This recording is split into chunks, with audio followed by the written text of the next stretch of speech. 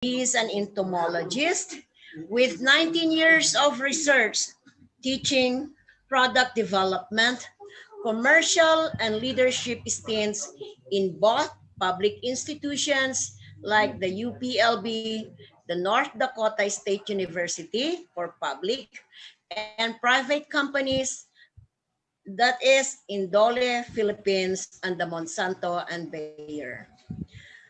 Our speaker engagement on training and licenses, siya po ay naging speaker on corn, especially on FAW, ito nga yung fall armyworm, and biotech locally and internationally, both in Indonesia and Pakistan. He also have this engagement in industry representative during the international workshop on fall armyworm and strategies for sustainable management participant in Vietnam. Wow, very wide ang kanyang knowledge when it comes to FAW. And he also engaged in company representative in Insecticide Resistance Action Committee, as well as contributor during focus group discussion on the development of Philippine Roadmap for Artificial Intelligence sponsored by the USAID, DTI, and AIM, or the Asian Institute of Management. Also, he got also his engagement in licensed remotely piloted aircraft that is drone. Ito yung gustong-gusto ni Sir Roger regarding the drone. Pag pinadala daw yung kanilang mga plaque of appreciation, ay ipapadala sa drone, controller by Civil Aviation Authority of the Philippines and accredited researcher of entomology and weed science by Food and by FPA, that is Fertilizer and Pesticide Authority. Ladies and gentlemen, mga kapatid, mga kapamilya, mga kapuso, the entomologist from the USA, let us welcome Mr. John A. Fajardo.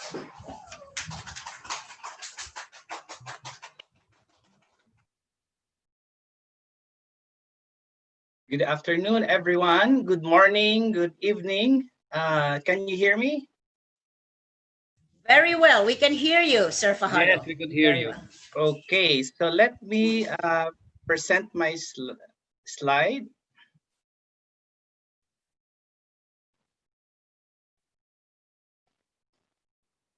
Okay, so again, first of all, thank you very much for this opportunity to share with you my knowledge on fall armyworm and corn industry as well. I've been with the corn industry for 1.5 decades as well. Okay, so let's start. I will be your dessert. I hope you had a good lunch, and I will give information on the importance of fall armyworm, as well as broadly how to protect, the products that we have in order to have a sustainable and productivity of our corn. Okay, so next slide, please. Okay, so just a quick recap on fall armyworm. You have seen this in the earlier video.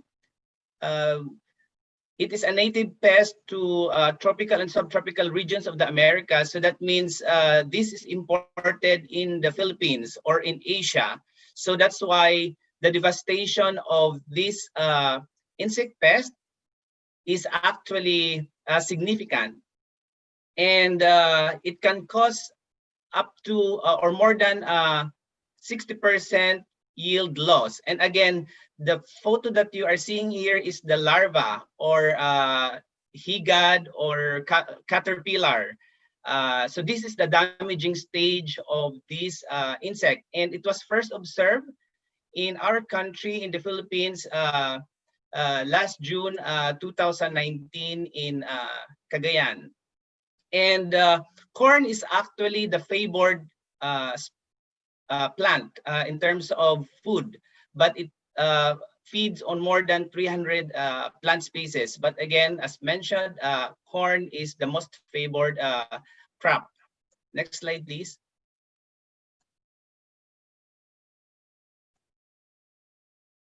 Okay, so what I'll be sharing with you is actually how to protect the current products that we have to control fall armyworm. And that is called insecticide resistance management, or IRM. So what is this IRM? IRM refers to strategies which actually delay or suppress the pest population, in this case, for example, fall armyworm, to overcome the expected effect of a product. A product can be an insecticide or plant incorporated protectant, or PIP. So PIP is actually the BT corn products that we have. Next, please. So why is this insecticide resistance becoming a problem? Okay, generally the product, for example, insecticide or PIP or BT corn would have some effectiveness to control the target pest or the insect. So you'll have more than 90% efficacy. It can kill more than 90% of the target pest. Next slide, please. And then as the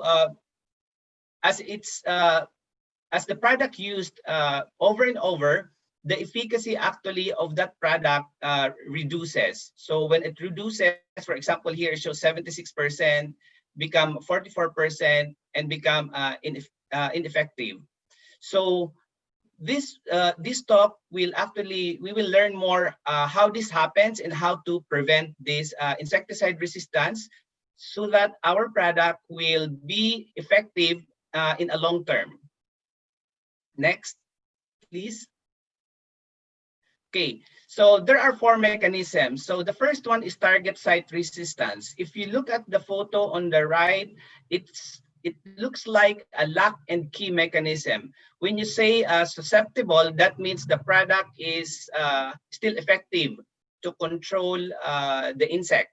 And the blue there is the target site. So it has a specific lock and key mechanism wherein the insect is killed because of that nature. Once an insect develop some resistance, meaning hindi na siya tinatabla ng insecticide or a product or BT corn, for example, then the target site on the insect is actually changed or altered. So that's why the product is not effective anymore. Next. Next, please. The other mechanism is metabolic resistance. So the metabolic resistance, the insect actually adapt in such a way that it produces more enzymes that actually overcome the effect of the insecticide or a product. That's why you see more like grains there. It's actually more enzymes. Okay. The third one is physical adaptation. So physical adaptation, the insect actually develop some physical attributes. So for in this example on the right, when it's resistant, is actually having a thicker cuticle or balat. So that means it is somehow protected with the insecticide. And the last mechanism, number 4, next please, is the behavioral adaptation. So the insect generally changes its behavior. So it hides for example, it hides the insecticide in terms of its behavior, so that it will not be affected. Okay, next slide, please. So the advantage really why we need IRM is actually it saves us money, it saves us time, it enhances safety of our produce, and of course it protects our health and the land. As an industry, as uh, some or if not all of you are aware, it takes long time to uh, develop a product. It costs millions of dollars and take 10 years to develop. So what the industry wants is actually to safeguard the product and to have it usability in a long period of time. Okay, and as a regulator or as a researcher extension agent, I know a lot of participants here as well are actually from the provincial agriculture office or municipal agriculture offices. So our intention is for us to have a product that we can recommend to the farmers that are actually looking for products against fall armyworm. And the last part, next please, is if we are the farmers, we have, I've heard earlier, 25% farmers in this forum. And for us, what is important is our crop should be protected from the pest or fall armyworm. Next, please. So in insecticide resistance management, you can just click everything. Okay, so the critical piece is actually insecticide or integrated pest management. So we have to develop or use all existing procedures in controlling the pest. As shown at the bottom, there are, for example, host plant resistance, crop rotation, cultural practices. Monitoring and scouting is also very critical. Okay, in the case of which we have been used to and most widely used as well, we are using insecticides or BT corn. In the case of insecticides, we should use different mode of action and follow the label used based on the recommendations from the companies. Okay, in the case of BT corn, the BT protein or the which is actually the insecticide component should express that effectiveness on the plant to kill the insect. Next, please. And at the same time, that's actually high dose. And at the same time, we should have what we call this refuge. Refuge is actually non-BT. This serves as the house of insects that are actually susceptible. Susceptible again, as I've said, can be killed by the product. Okay, later on, I'll show you additional more information on the refuge aspect. Of course, very important is the monitoring as well as the actions needed. Next, please, as well as education and training. Okay, so IRM can be achieved using these four key factors. Okay, so the first one is killing, so or redundant killing, meaning that as much as we can, the pest should be killed through mixtures or sequential or subsequent application of different mode of action. Okay, so dapat mamamatay yung insect. If there are survival, that's where those survival insects could be the potential reason to actually develop more population that are resistant. Okay, so the first objective is to kill the insect. However, if there are potential survivors, the next one is preserving susceptible genotypes. So for this one, the approaches that we can do are using the threshold, reducing application rates, using refuge, as I've mentioned earlier as well.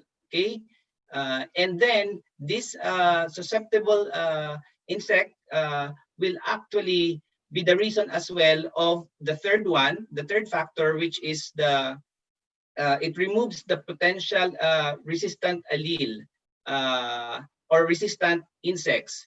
Again, this can be done by increasing the dose and using other synergies or mixtures of insecticide with different mode of action. Next, please. Okay, this is the registered insecticides approved by Fertilizer and Pesticide Authority. So I just want to highlight that if you are looking at the label of the product, pay attention on the active ingredient, okay? Not only that, the second thing to do is, even if we have the active ingredient, we have to also look for its mode of action grouping. So in this case, there are two active ingredients, 1 and 2, thidicarb and carbosulfan, for example. They actually belong to the same mode of action. So that means these two active ingredients are actually have the same mode of action of the same way of killing an insect, and should not be done or should not be used continuously. Okay, that's an example. So again, pay attention on the mode of action, not just on the active ingredient. Okay, next, please. Next, please. Okay, so we should follow the label recommendations. And as I mentioned, it should be not based on the active ingredient, but based on the mode of action. So very important here is actually the application window. We are saying here we should use different mode of action for a 30-day application window. Why 30 days? It's 30 days because this is based on the life cycle of the insect. So that means our fall armyworm actually developed from an egg to an adult within 30 days. So 30-day window is actually the generation of the insect. Okay. So for example, we applied, there are also approved seed treatment active ingredients. So we can actually apply a seed treatment to control fall armyworm. So some of the seed treatments are incorporated in the seeds already. Some can be applied on farm as well before planting. Okay, so for example, we have one mode of action of the seed treatment. Next, please. And then on the next slide, please. Okay, so within the 30-day period, we should have a different mode of action already. And the same case within the window to 30 days to 60 days, and then the window 3.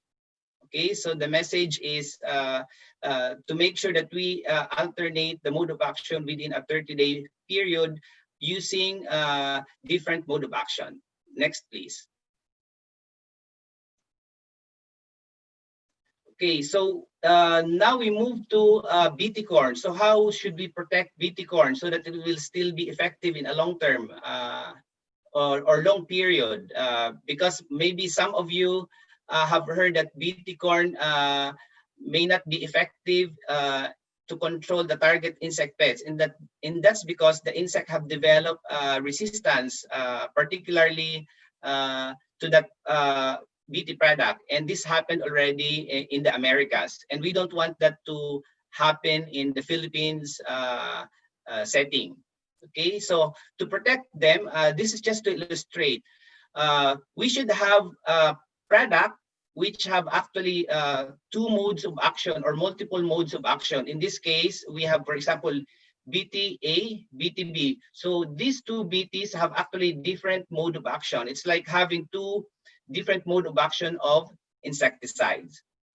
Okay, and then that's one approach wherein that two effective dose can actually kill the insect.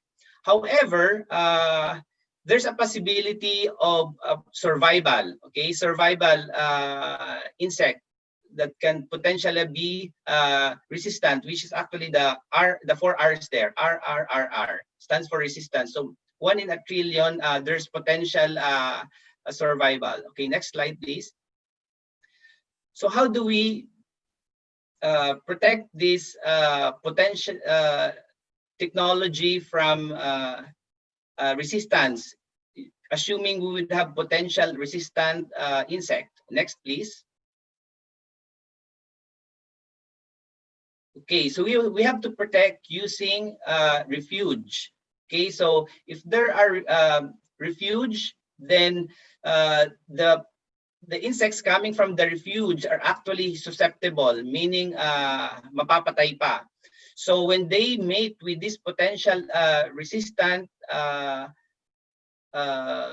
insect, their offspring, yung mga anak nila, would be again susceptible or easily killed by the insect.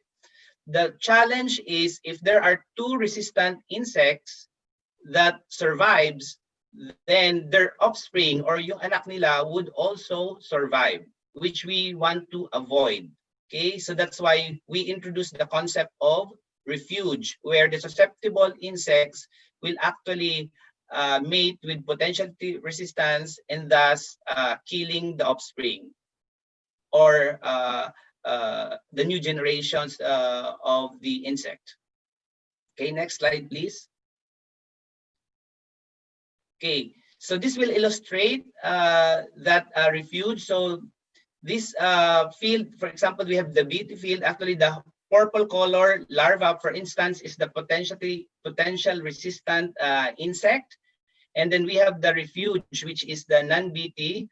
Okay, so our goal is to actually dilute the offspring, the potential offspring to become heterozygous or susceptible. Next, please. Okay, so when they become, just continue clicking, please. So these two potentially resistant will become a moth, will become adult, and then it will mate to the susceptible moth, and then their offspring are actually susceptible. So that means our BT products are still effective against fall armyworm. Okay, next slide, please. Okay, so let's take an example of what have been done in the Philippines. So I would like to really acknowledge the efforts of Bureau of Plant Industries and Fertilizer and Pesticide Authority and ensuring that the IRM strategy for BT corn as well as for insecticide products are in place. So in the case of BT corn, these are some of the strategies that have been done in collaboration with government agencies, research institutes, as well as industries, and definitely CropLife is on top of this as well. So first is on the dose and refuge, which I've explained earlier. Okay, resistance. The second one is resistance monitoring. So until now, the government and company or industries are still monitoring on the field every season to make sure that the products will not develop or will have a delayed resistance to a particular insect pest. And then we have also surveys and outreach, which good to note that this, that these are whole industry efforts, not just individual companies, which is, I think, a very good example of collaboration to ensure IRM strategy will be effective in the country. And as per research, of course, we don't dwell with the existing strategies. So as a result, there should be continuous modeling or stakeholders trainings and meetings to ensure that these products are still protected and still be effective against the insect. Next, please. Okay, so these are just some of the examples of multi-stakeholder activities that have been done. Again, I'm acknowledging the BPI and FPA for leading these efforts on IRM strategies. Next, please. Okay, so if you want to know more about resources, particularly on the mode of action of insecticides, you can actually refer to the IRAC website, and these references. I know that there have been trainings also, and with the Department of Agriculture and PAW, so I'm sure they are they will be able to also provide information to our farmers, okay, as well as research universities and agencies, and of course company representatives. Next, please. Okay, so to end my presentation, here are some of the recommendations that we are thinking to ensure successful IRM. Next, please. Okay, it should be holistic, and I'm sure there's a lot of efforts that are ongoing that should actually cover both the insecticides as well as the PIP or BT corn. And then in terms of the risk assessment, it should be based on pest biologies and habits as well as the products. And then the next one is to continuously do the information dissemination and monitoring. In fact, we can utilize new technologies, digital tools, so that the information will be disseminated to the farmers. Okay, and then if we are farmer, we should always follow the IRM recommendations on the label to ensure that these products will still be effective, and thus we can protect our corn crop. With that, thank you very much to Phil Mays, Crop Life, and Bayer Crop Science as well for allowing me to talk with all of you. Thank you very much, and good afternoon. Okay, thank you very much for that